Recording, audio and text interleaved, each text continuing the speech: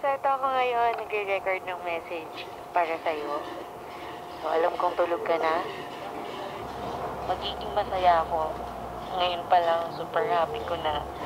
Na-imagine ko lahat ng mangyayari bukas or ngayon, dahil ngayon mo na pinapakinggan to. And I know na magiging super happy tayo. So, ready ka na ba? Ready na. Ay, ba't ako sumagot? Hindi ko na ito papahabain.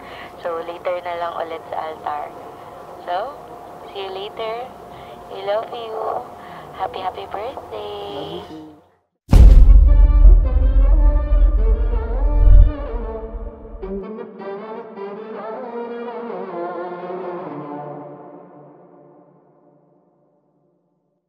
No mercy for you, no worries for you. That Game of Thrones, go Cersei on you. I flipped the script, I roll the dice. Don't fall asleep, cause I'm working nights. Hey, you tryna shut me out, it's getting blatant. Hey, I come and see you now, no hesitation. Yeah, I'm really tired of being patient. Hey, if you won't give it to me, I'ma take it.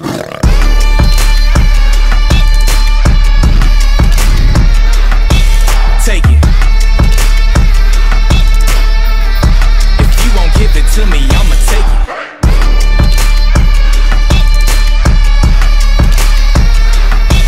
Take it. If you won't give it to me, I'ma take it. What if they never told you that the world wasn't round? Would you flip it over? You playing poker with the joker, boy, let's keep it kosher. Yeah, mama, your son finna go supernova. You got a first beat.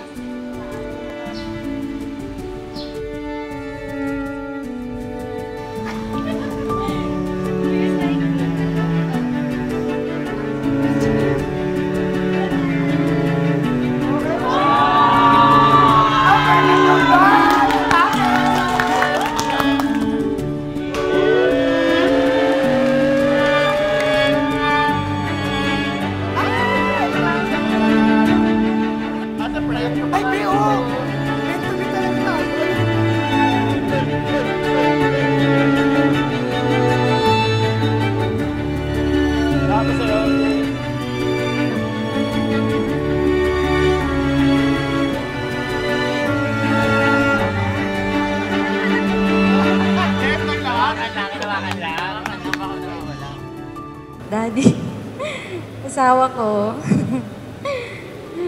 Finding our way here wasn't always easy, but I know it will always be you.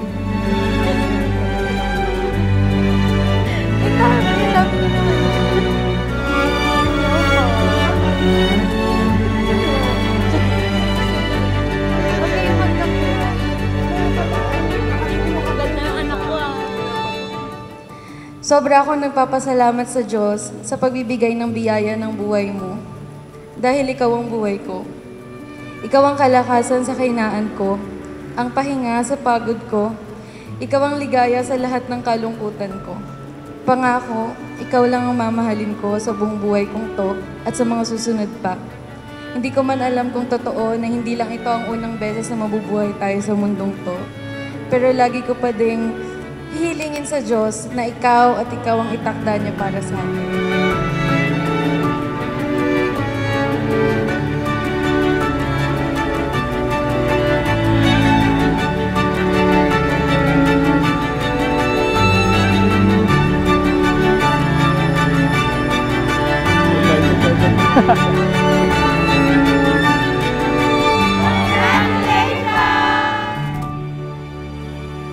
Sobrang saya ko. And to you, my most beautiful and incredible person na nakilala ko, Joel Marie, G. Takata, ang pinakamaipapangako ko sa harap ng taong mga mahal natin at sa harap ng altar na ito, na ibibigay ko ng buong buo ang pagmamahal sa taong katulad mo. I promise to make you feel safe. Pangako, hindi ka na mag-iisa. And always remember that I'm here for you no matter what. Kung ano yung pinagdadaanan mo, kung ano yung kalungkutan mo, nandito lang ako. Ipinapangako ko sa harap ng altar ng Diyos at sa harap ng lahat ng taong mahal natin na nandito, Nagagawin ko ang lahat ng hinggit pa sa kaya ko para sa'yo at para sa magiging pamilya natin. Pinapangako kong laging mananatili sa tabi mo sa lahat ng oras at sa lahat ng pagkakataon.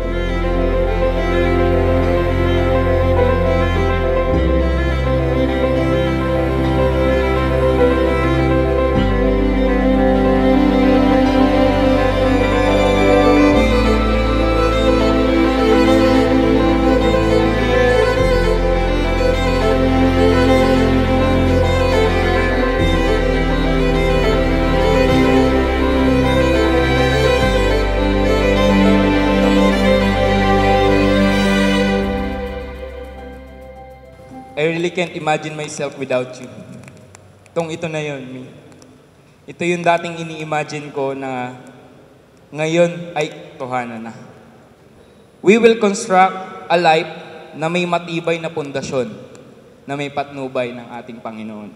At bahay na tatawagin nating home, na mayroong pagmamahal at pag-intindi.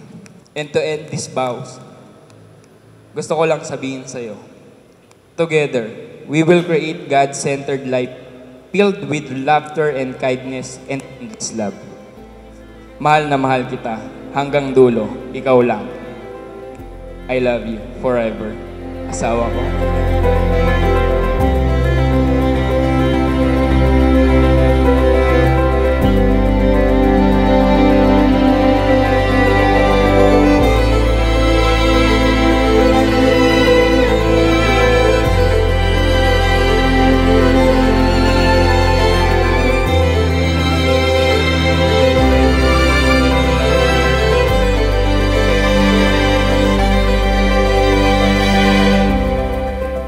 So now, I'm ending my vows with this Bible verse from Philippians chapter 1 verse 7, saying, I'll hold you in my heart, for we share together God's blessing. It only means na, I will forever hold you in my heart in this lifetime and up to the next.